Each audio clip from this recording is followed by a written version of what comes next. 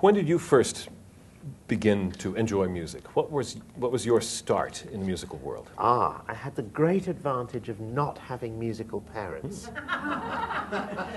which meant that everything I did, they couldn't interfere with. Right. I had terrific parents, but one was an architectural historian and the other was a painter, which meant that every time I tried to draw a straight line, I was told that it wasn't good enough.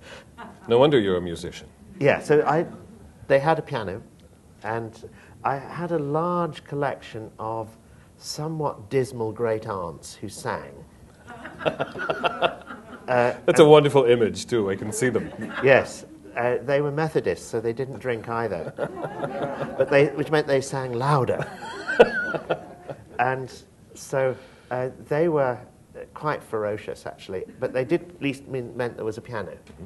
And so I learnt to play the piano. Well, it's more like this, actually, when I was about 6. And I could... my parents were quite wise, actually. They suggested I learn the piano and also the flute. These are two instruments which are particularly good for children to play if you're a parent. Because first of all, somebody else tunes the piano. And the great thing about the flute is the worse you are, the less noise it makes. The instruments that are really hopeless are the oboe and the trumpet, both of which have to be tamed rather than learnt. In other words, if you're a really bad oboist, it makes a huge noise, and your job is to try to make it make less noise. The violin, of course, which is basically like treading on a cat, is an unattractive sound.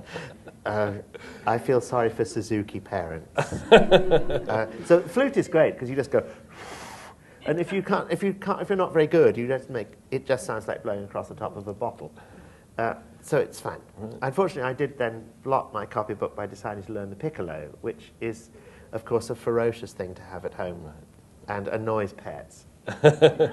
Well, when did you learn on the modern flute? I presume. The modern flute, yeah. So when did you first encounter a Baroque flute? I went to Cambridge University, which is a glorious institution, which is one of those old-fashioned universities that doesn't attempt to teach you anything. It teaches you how to think rather than actually to...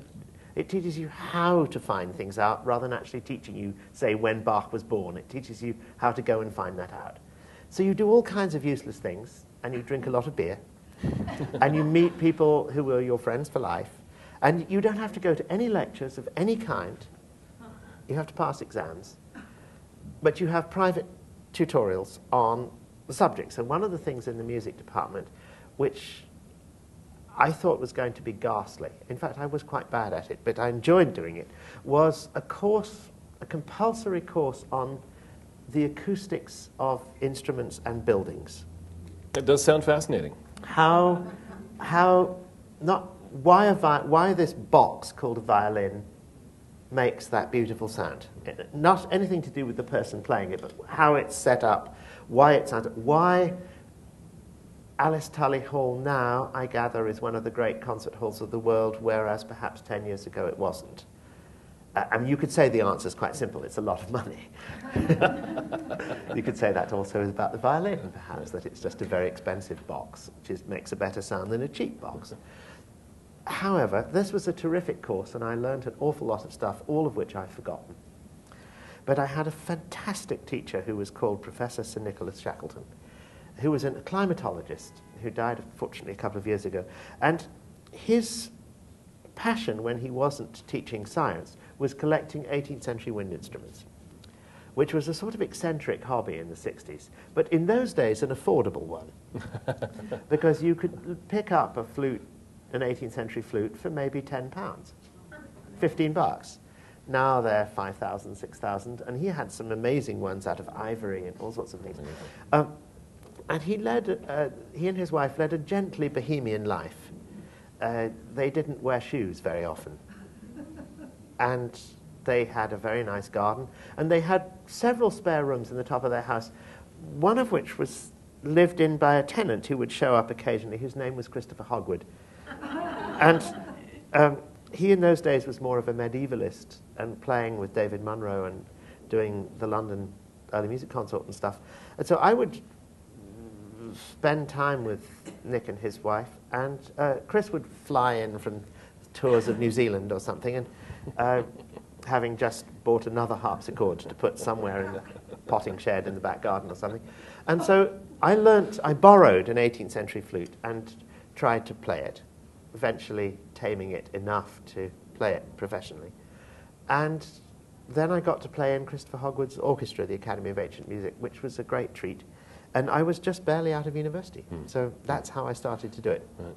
And I also learned to play the harpsichord, which is playing the harpsichord as opposed to playing the piano is a very different thing, because playing the piano, at least classical piano, you're basically trying to interpret music that somebody else has written.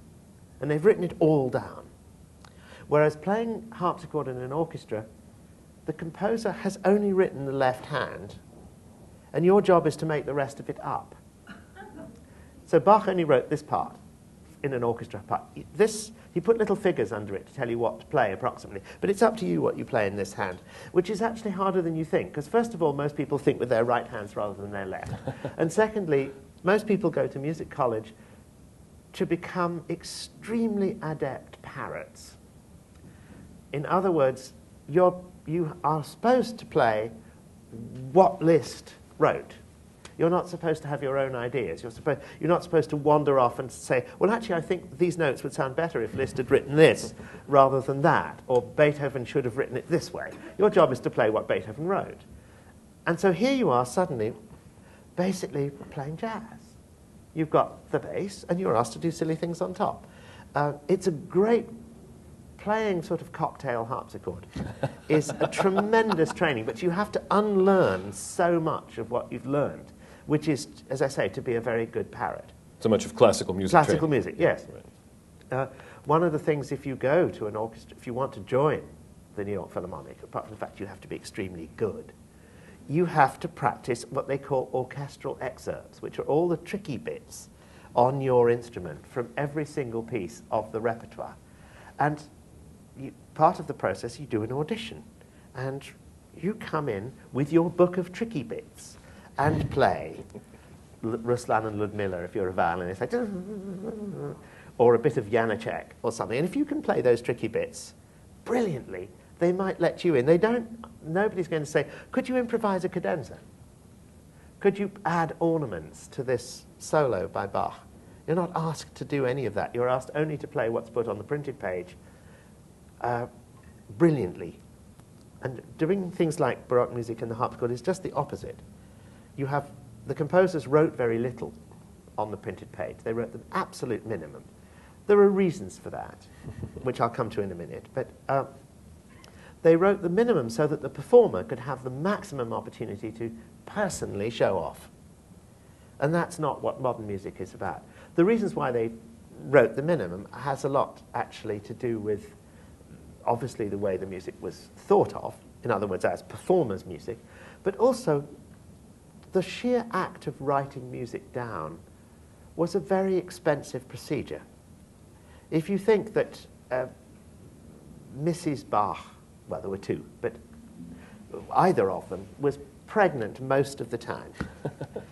Bach's house was extraordinarily noisy, and Mrs. Bach's job, when sitting at the kitchen table all day, 6 months pregnant or whatever, was to rule the manuscript paper for her husband.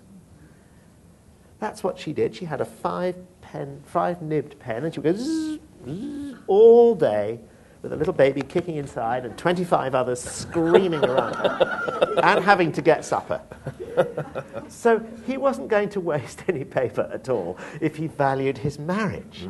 So he's going to use the fewest number of lines he possibly can and make as few mistakes as possible. And if you think that's only an 18th century phenomenon, when Elgar wrote The Dream of Gerontius in 1899, he was too poor to afford manuscript paper, so his wife had to rule that as well. So the children, of course, the boys, were extraordinarily useful because their job was to tune the harpsichords and to pump the organ. Because you couldn't have an electric organ in those days. Nobody could practice the organ without a friend. So you sort of, like having a turnspit 18th century or medieval house. You have a little dog that runs around to turn the meat. You had your 10-year-old doing this. And the great one of those, who was an adult, actually, was when Mendelssohn first came to... I'm going off the subject, aren't I? But when Mendelssohn first came to England, he played one of his organ sonatas in St. Paul's Cathedral, and the organ blower thought it was too long.